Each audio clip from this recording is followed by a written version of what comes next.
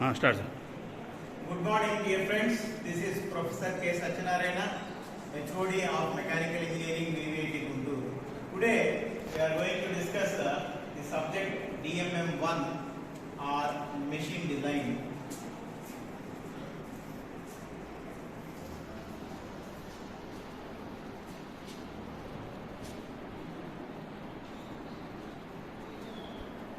So here, the prerequisites for the subject are mechanics of solids,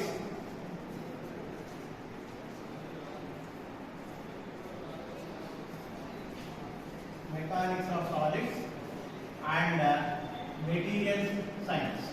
So these are the two subjects whose knowledge is essential for designing.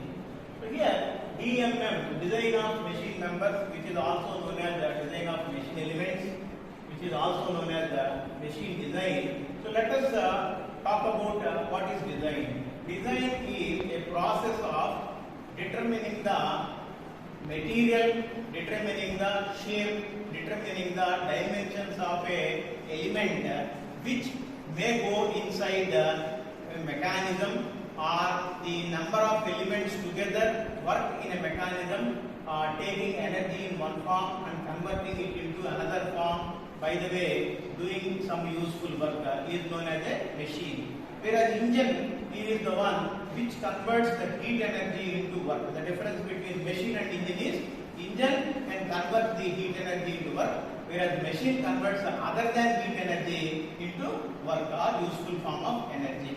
So here we are going to design the machine member or machine elements. By the way, we are going to design the machine itself. So when we are designing different elements and we are combining these elements assembled into useful mechanism, that is called the machine design. So here the prerequisites, mechanics of solids. Let us discuss some of the important things of mechanics of solids. Number one, the member is subjected to tension, compression. These two are axial kind of loads, and then shear. This is a tangential kind of load, and then we have a bending. We have torsion.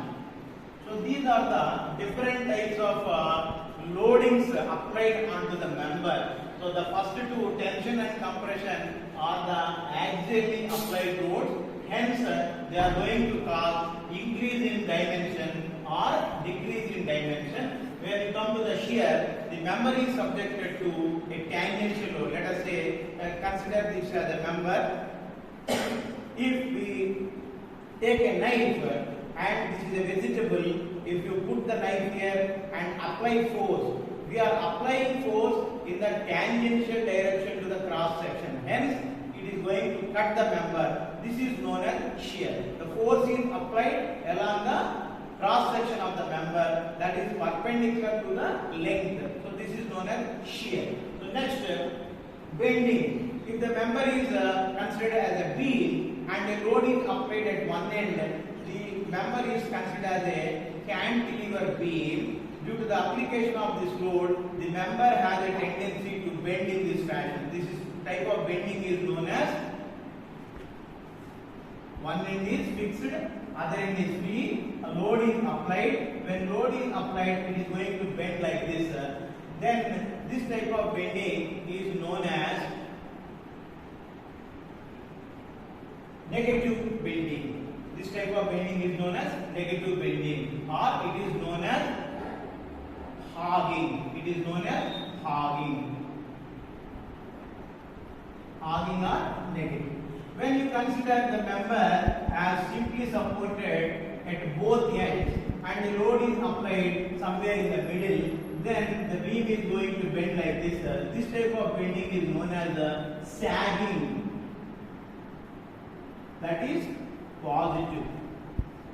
Either the hogging or sagging are going to produce a bending stress in the member. The maximum amount of the bending moment will be occurring at the fixed end here. The maximum amount of the bending moment occurs somewhere in the middle in the simply supported beam. At that point, the bending stress will be maximum. And now come to the torsion. This is a shaft which is rotated by an electric motor and which in turn rotate a pump. When electric motor is rotating the shaft and the shaft is being rotated and it is transmitting torque as well as power. Due to the transmission of the torque as well as power, the member is subjected to a shear stress known as torsional shear stress. The amount of torsional shear stress is going to vary from axis of rotation. The center is the axis of rotation. From the axis of rotation, the shear stress is going to vary and the maximum amount of shear stress lies at the outermost radius. So these are the various types of loading and in hence they are the various types of stresses developed in the element. So if you consider in one case as a shaft, in another case as a beam, in another case it is taken as vegetable, in another case it is taken as a bar. The bar is subjected to a pull, that is tension, bar is subjected to compression. In these two, the opposite effects are seen.